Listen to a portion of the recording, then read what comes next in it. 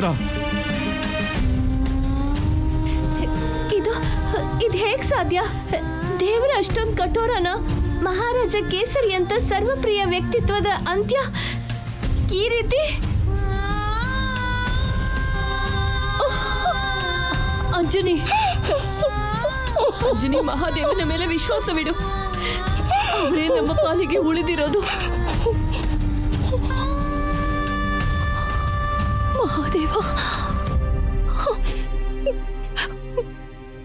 ಮಹಾದೇವರಿಂದಲೇ ನಮ್ಮ ಮಾಂಗಲ್ಯ ರಕ್ಷಣೆ ಸಾಧ್ಯ.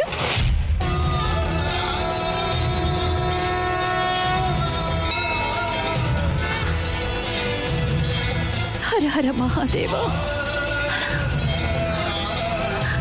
ನಮಗ್ ಗೊತ್ತಿದೆ ನಾವು ನಶ್ವರ ಜಗತ್ತಿನಲ್ಲಿ ವಾಸ ಮಾಡ್ತಿದ್ದೇವೆ ಅಂತ. ಆದರೆ ಮಹಾದೇವ, ಇದರ ಅಂತ್ಯ ಈ ಪ್ರಕಾರವಾಗಿ ಈ ಕಾರಣದಿಂದ ಆಗಬಾರ್ದಲ್ವೇ? ನಮ್ಮ ಭಕ್ತಿಯಲ್ಲಿ ಕಿಂಚಿತ್ತಾದರೂ ಸತ್ಯವಿದ್ದರೆ ದಯಮಾಡಿ ಯಾವುದಾದರೂ ಚಮತ್ಕಾರ ತೋರಿಸಿ.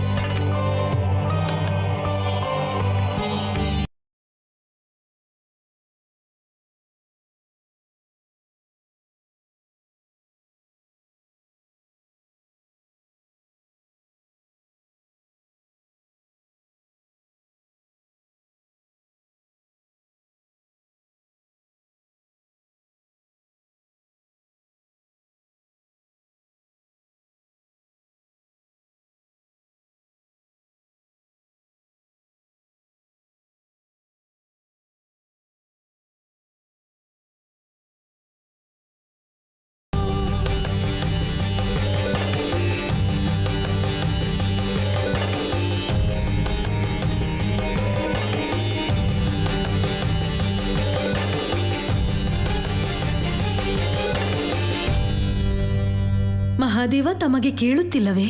ದೇವಿ ಅಂಜನೆಯ ಕಣ್ಣೀರಿನ ಪ್ರಾರ್ಥನೆ. ಅಮ್ಮನ ಪ್ರಾರ್ಥನೆ ಪುತ್ರ ಕೇಳದಿರುವುದು ಸಾಧ್ಯವೇ ಇಲ್ಲ ದೇವಿ. ಮಮತೆಯ ಜೊತೆ ಜೊತೆಗೆ ನಿಮ್ಮ ಮೇಲೆ ಅಗಾಧ ಭಕ್ತಿ ಸಹ ಇದೆ. ದೇವಿ ಅಂಜನೆಯ ವಿಪತ್ತನ್ನು ನೀವೇಕೆ ಪರಿಹರಿಸಬಾರದು? ಭಕ್ತನ ತರಹ ಭಗವಂತನೂ ಕೆಲವೊಮ್ಮೆ ವಿವಶನಾಗಿ ಬಿಡುತ್ತಾನೆ. ನಿಮಗೆ ಯಾವ ವಿವಶ ಪ್ರಭು? ಇದು ಭೂಲೋಕದಲ್ಲಿ ಮಾರುತಿಯ ಲೀಲೆಯ ಸಮಯ. ನಮ್ಮ ಉಪಸ್ಥಿತಿಯಿಂದ ಅದನ್ನು ಭಂಗ ಮಾಡಲಾಗುವುದಿಲ್ಲ. ಏನೇ ಮಾಡಿದರೂ ಮಾರುತಿ ಮಾತ್ರ ಮಾಡಬೇಕು.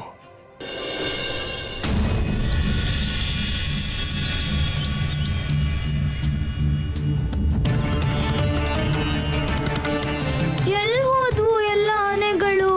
ಯಾರು ಮಾಡ್ತಿದ್ದಾರೆ ಇದನ್ನೆಲ್ಲ? ಕೃಪೆ ಮಾಡಿ ಹೇಳಿ ಪ್ರಭು ರಾಮ, ಈಗೇನ್ ಮಾಡೋದು ನಾವು?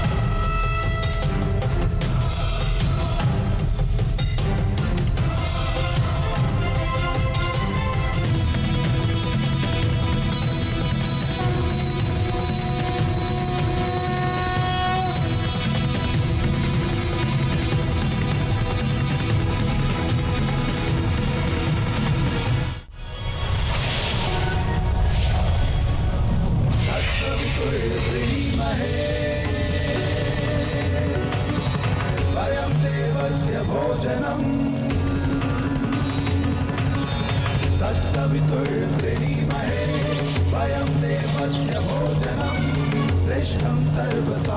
ಇವತ್ತಿನ ದಿನ ಸಮಾಪ್ತಿಯಾಗುತ್ತಿದೆ. ಸಮಸ್ತ ಸೃಷ್ಟಿ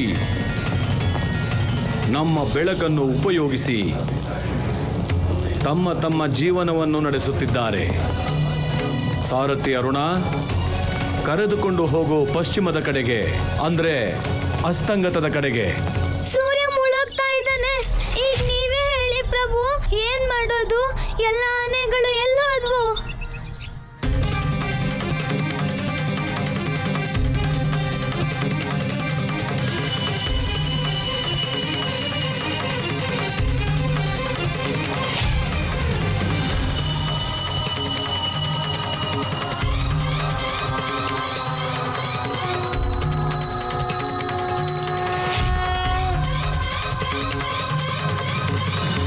ಹೇ ಪ್ರಭು, ಪ್ರಿಯ ಶ್ರೀರಾಮ, ಸೂರ್ಯ ಮುಳುಗ್ತಾ ಇದ್ದಾನೆ.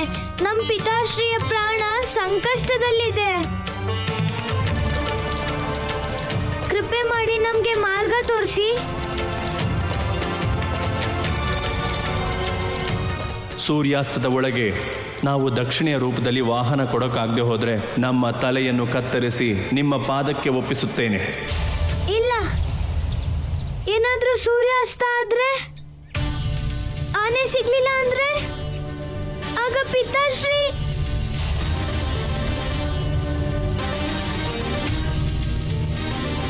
ಸೂರ್ಯನೇ ಮುಳುಗ್ದೆ ಹೋದ್ರೆ?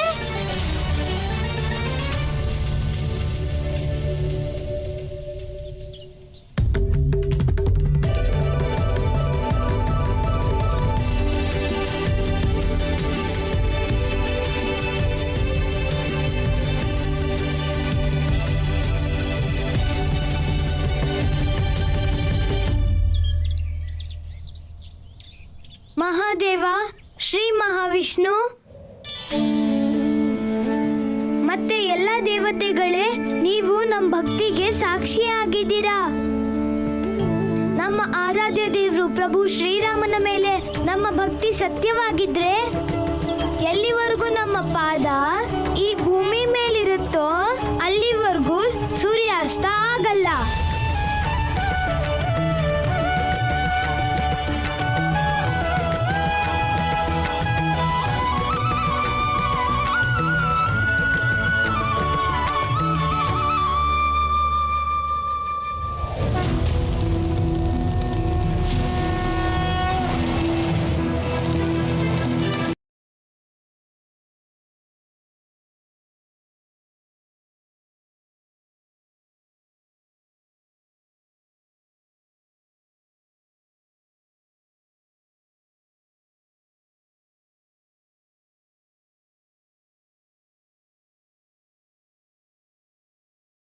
ಭೂತಪೂರ್ವ, ಇದಕ್ಕೆ ಆದಿಯೂ ಇಲ್ಲ ಮತ್ತು ಅಂತ್ಯವೂ ಇಲ್ಲ.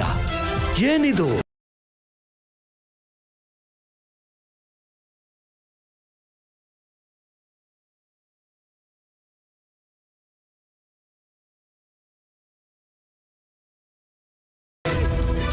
ಮಹಾರಾಣಿ, ಚಮತ್ಕಾರ ಆಗೋಯ್ತು. ಸೂರ್ಯಾಸ್ತದ ಸಮಯ ಆಗೋದ್ರು ಸೂರ್ಯ ಆಕಾಶದಲ್ಲಿ ಒಂದೇ ಸ್ಥಳದಲ್ಲಿದ್ದಾನೆ.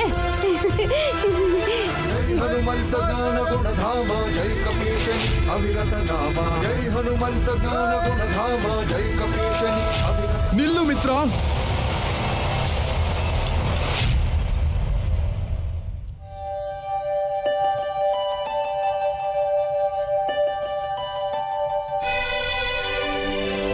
ವಿಪತ್ತಿನಿಂದ ಪಾರಾಗಿದ್ದೇವೆ. ಅಂದ್ರೆ ಯಾವುದೋ ವಿಶೇಷ ಕಾರಣದಿಂದ ಸೂರ್ಯದೇವ ತನ್ನ ಮಾರ್ಗದಲ್ಲೇ ನಿಂತಿದ್ದಾರೆ. ನೋಡಿ, ಇನ್ನೂ ಸೂರ್ಯಾಸ್ತವಾಗಿಲ್ಲ.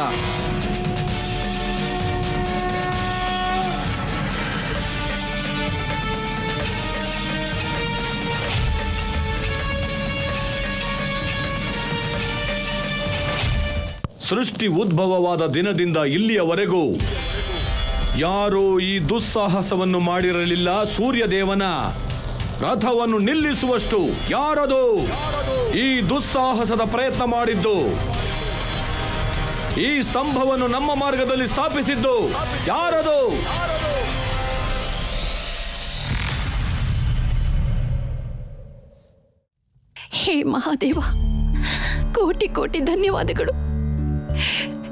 ನಮ್ಮ ಕೂಗನ್ನ ನೀವು ಕೇಳಿಸ್ಕೊಂಡ್ರಿ, ನಮ್ಮ ಮಾಂಗಲ್ಯದ ರಕ್ಷಣೆ ಮಾಡಿದ್ರಿ. ಜನ್ಮ ಜನ್ಮಕ್ಕೂ ನಾವು ನಿಮ್ಮ ಆಭಾರಿಯಾಗಿದ್ದೇವೆ ಮಹಾದೇವ.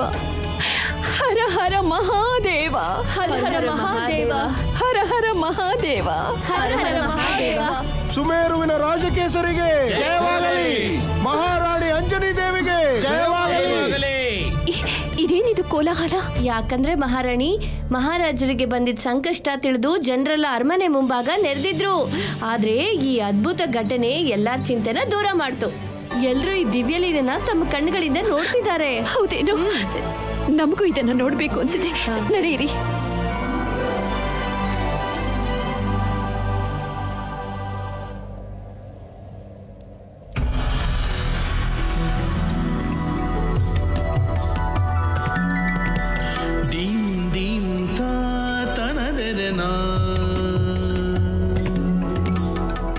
ಸತ್ಯನಿಷ್ಠ ಮಹಾವೀರ ರಾಜಕೇಸರಿಗೆ ಜಯವಾಗಲಿ, ಸತ್ಯನಿಷ್ಠ ಮಹಾವೀರ ರಾಜಕೇಸರಿಗೆ ಜಯವಾಗಲಿ, ಸತ್ಯನಿಷ್ಠ ಮಹಾವೀರ ರಾಜಕೇಸರಿಗೆ ಜಯವಾಗಲಿ, ಜಯವಾಗಲಿ, ರಾಜಕೇಸರಿಗೆ ಜಯವಾಗಲಿ.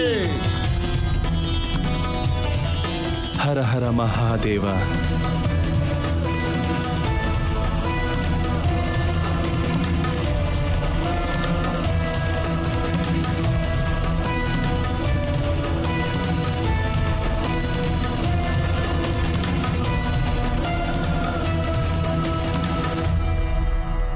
ಇಷ್ಟು ಹೊತ್ತಿಗೆ ಕೇಸರಿಯ ತಲೆ ದೇಹದ ಮೇಲಲ್ಲ, ನನ್ನ ಕಾಲ ಬಳಿ ಇರಬೇಕಿತ್ತು. ಸ್ವಲ್ಪ ನಿಧಾನ ಸ್ವಾಮಿ.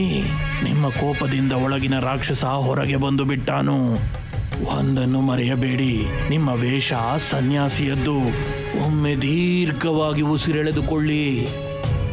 ಸುಮ್ಮನಿರು ದುಷ್ಟ. ಏನಾದರೂ ಸೂರ್ಯಾಸ್ತವಾಗಲಿಲ್ಲವೆಂದರೆ ನಿನ್ನ ತಲೆಯನ್ನು ಕತ್ತರಿಸುತ್ತೇನೆ. ನಮಗನ್ನಿಸುತ್ತಿರುವ ಪ್ರಕಾರ ನೀನು ಹಠ ಮಾಡುತ್ತಿದ್ದೀಯಾ?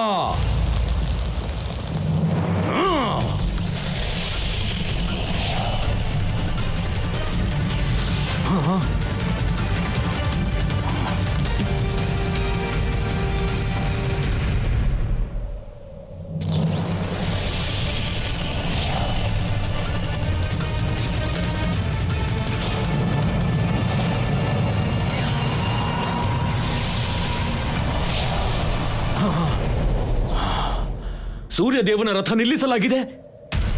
ಅದು ಯಾವುದೋ ಸ್ತಂಭದಿಂದ. ನಾರಾಯಣ ನಾರಾಯಣ. ಅಷ್ಟೇ ಅಲ್ಲ ಇಂದ್ರದೇವ, ಸೂರ್ಯದೇವ ತನ್ನ ಶಕ್ತಿಯಿಂದ ಆ ಸ್ತಂಭವನ್ನು ನಾಶ ಮಾಡಲು ಪ್ರಯತ್ನಿಸಿದಾಗ ಅದರ ಪರಿಣಾಮ ವಿಪರೀತವಾಯಿತು. ಅಂದರೆ ಸೂರ್ಯದೇವನ ಪ್ರಾಣಕ್ಕೆ ಸಂಕಷ್ಟ ಬಂತು. ಅದು ಯಾವ ಅಲೌಕಿಕ ಶಕ್ತಿ ಸೂರ್ಯದೇವನಿಗೆ ತೊಂದರೆ ಕೊಡುವಂತದ್ದು? ಸೂರ್ಯದೇವನಿಗೆ ತೊಂದರೆ ಏನೋ ಕೊಟ್ಟಾಯಿತು, ಆದರೆ ನಿಮ್ಮ ಅಧಿಕಾರಕ್ಕೂ ಸವಾಲು ಎಸೆದಿದೆ ಇಂದ್ರದೇವ. ಏನು ಹೇಳುತ್ತಿರುವಿರಿ ನಾರದರೆ? ಮತ್ತಿನ್ನೇನು, ಇಂದು ಆ ನಾಮವಿಲ್ಲದ ಶಕ್ತಿಯಿಂದ ಹಗಲು ಮತ್ತು ರಾತ್ರಿಯ ಚಕ್ರವನ್ನು ಪರಿವರ್ತನೆ ಮಾಡುವ ಪ್ರಯತ್ನ ನಡೆದಿದೆ. ಅಂದರೆ ಸಂಪೂರ್ಣ ಸೃಷ್ಟಿಯ ನಿಯಮವನ್ನು ಅಲ್ಲೋಲ ಕಲ್ಲೋಲ ಮಾಡಿ ನಂತರ ಅದರ ಲಾಭವನ್ನು ಪಡೆದುಕೊಂಡು ಸಂಪೂರ್ಣ ಸ್ವರ್ಗದಲ್ಲಿ ತನ್ನ ಅಧಿಕಾರವನ್ನು ನಡೆಸಲು. ಅಂದರೆ ಅವನ ದೃಷ್ಟಿ ನಮ್ಮ ಸಿಂಹಾಸನದ ಮೇಲಿದೆಯೇ? ನಾರಾಯಣ ನಾರಾಯಣ. ನಾರದರೆ, ಇಲ್ಲ ಇಲ್ಲ ಇಲ್ಲ ಇಲ್ಲ, ನಾವು ಹಾಗೆ ಆಗಲು ಬಿಡುವುದಿಲ್ಲ. ನಾವು ಈಗಲೇ ಎಲ್ಲಾ ದೇವತೆಗಳನ್ನು ಕರೆದುಕೊಂಡು ಆ ಸ್ತಂಭದ ಬಳಿ ಹೋಗುತ್ತೇವೆ. ಆ ಸ್ತಂಭದ ಅಸ್ತಿತ್ವವನ್ನೇ ನಾಶ ಮಾಡುತ್ತೇವೆ.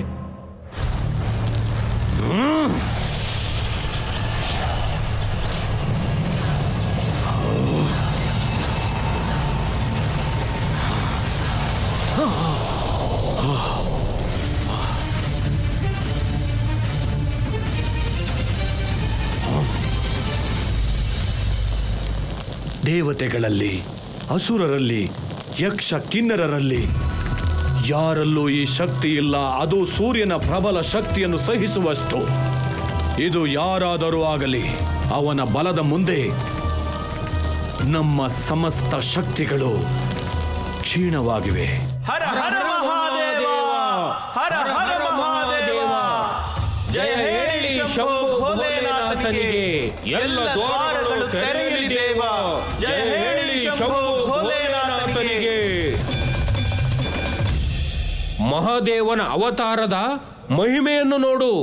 ಅವನ ಎದುರು ಸೂರ್ಯದೇವನ ತಾಪ ಸಹ ತಣ್ಣಗಾಗಿ ಹೋಯಿತು. ಹೌದು ನಂದಿ, ನಮ್ಮ ಮಾರುತಿಯ ಪಾದ ಹೇಗೆ ನಿಂತಿದೆ ಅಂದ್ರೆ ಯಾವುದೋ ವಿಶಾಲವಾದ ಮೋಡ ಸೂರ್ಯದೇವನನ್ನೇ ಮುಚ್ಚಿಬಿಟ್ಟ ಹಾಗೆ. ಭೃಂಗಿ, ಸೂರ್ಯದೇವನಿಗೆ ತನ್ನ ತಾಪದ ಮೇಲೆ ಬಹಳ ಅಹಂಕಾರವಿತ್ತು. ಆದರೆ ಈಗ ಅವರಿಗೂ ತಿಳಿದಿದೆ ಸೃಷ್ಟಿಯಲ್ಲಿ ಕೇವಲ ಅವರೊಬ್ಬರೇ ತೇಜಸ್ವಿಯಲ್ಲವೆಂದು. ಏನೇ ಹೇಳು, ಸೃಷ್ಟಿಗೆ ಇನ್ನೂ ಮಾರುತಿಯ ಶಕ್ತಿಯು ಭಾಸವೇ ಆಗಿಲ್ಲ. ಆದ್ರೆ ನಮಗೆ ಇವತ್ತಿನ ಘಟನೆ ಮುಂಬರುವ ಸಮಯದ ಸಂಕೇತವಾಗಿದೆ. ಇದು ಯಾವ ಶಕ್ತಿ ಪ್ರದರ್ಶನವೂ ಅಲ್ಲ ನಂದಿ, ಒಬ್ಬ ನಿಷ್ಕಪಟ ಬಾಲಕನ ಅದಮ್ಯ ಇಚ್ಛೆ ಅಷ್ಟೇ. ಅದು ತನ್ನ ತಂದೆಯ ಪ್ರಾಣ ಕಾಪಾಡಲು. ನಿಜ ಹೇಳಿದೆ ದೇವಿ. ಮಾರುತಿ ಕೇವಲ ಬಲಶಾಲಿಯಲ್ಲ, ಬುದ್ಧಿವಂತ. ಅವನಲ್ಲಿ ದೃಢ ಸಂಕಲ್ಪವೂ ಇದೆ. ಅವನಿಗೆ ಯಾರು ಪ್ರಿಯರೋ ಅವರ ರಕ್ಷಣೆಗಾಗಿ ಏನು ಬೇಕಾದರೂ ಮಾಡುತ್ತಾನೆ. ಜೈ ಶ್ರೀರಾಮ, ಜೈ ಶ್ರೀರಾಮ. ಇವನು ಸೂರ್ಯನ ರಥ ನಿಲ್ಲಿಸುತ್ತಾನೆ, ವಿಧಿಯ ನಿಯಮಗಳಿಗೆ ಸವಾಲು ಎಸೆಯುತ್ತಾನೆ. ಮಾರುತಿ ಇರುವುದೇ ಹೀಗೆ. ಶಿವನ ಅವತಾರವಾದ ಮಾರುತಿಗೆ ಜಯವಾಗಲಿ. ರಾಮನ ಭಕ್ತ ಮಾರುತಿಗೆ ಹರ ಹರ ಮಹಾದೇವ. ಹರ ಹರ ಮಹಾದೇವ.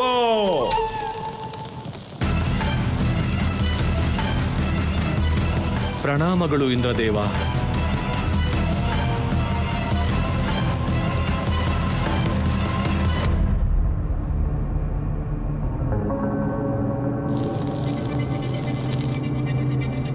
ನಿಮ್ಮ ಚಿಂತೆ ಸಮಾಪ್ತಿಯಾಯಿತು ಸೂರ್ಯದೇವ. ಈಗ ನಾವು ಬಂದಿದ್ದೇವೆ. ಆದರೆ ಇದೇನಿದು ಇಂದ್ರದೇವ? ಯಾರೇ ಆಗಿರಲಿ, ಇವನು ನಿಮ್ಮನ್ನು ಮಾರ್ಗದಲ್ಲಿ ನಿಲ್ಲಿಸಿ ಸವಾಲು ಎಸೆದಿದ್ದಾನೆ. ಅಂದರೆ ದೇವರಾಜೇಂದ್ರನಿಗೆ ಸವಾಲಾಗಿದ್ದಾನೆ. ಈ ಸ್ತಂಭವನ್ನು ನಾವು ಹೀಗೆ ಕಿತ್ತು ಎಸೆದು ಬಿಡುತ್ತೇವೆ.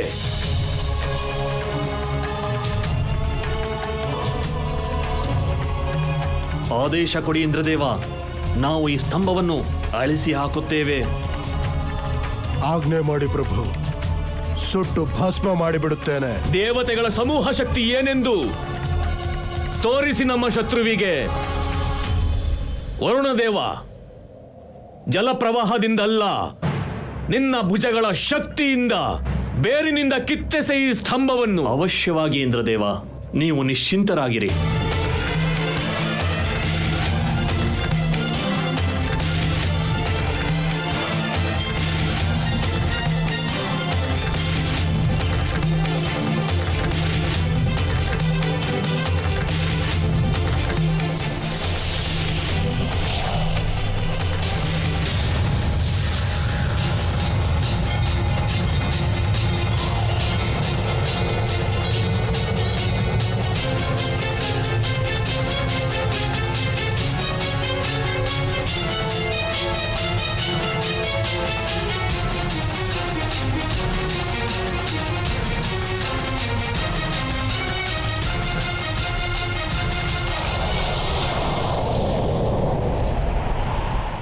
ಅಸಂಭವ.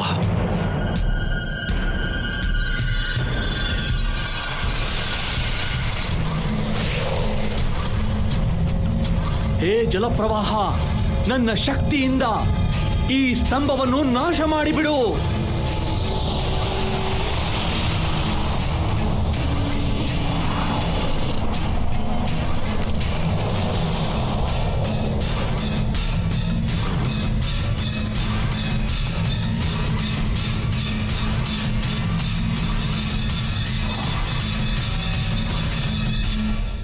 ಅಗ್ನಿದೇವ, ನಾಶ ಮಾಡಿ ಈ ಸ್ತಂಭವನ್ನು. ಅಗ್ನಿಯಿಂದ ಭಸ್ಮ ಮಾಡಿಬಿಡಿ ಸ್ತಂಭವನ್ನು.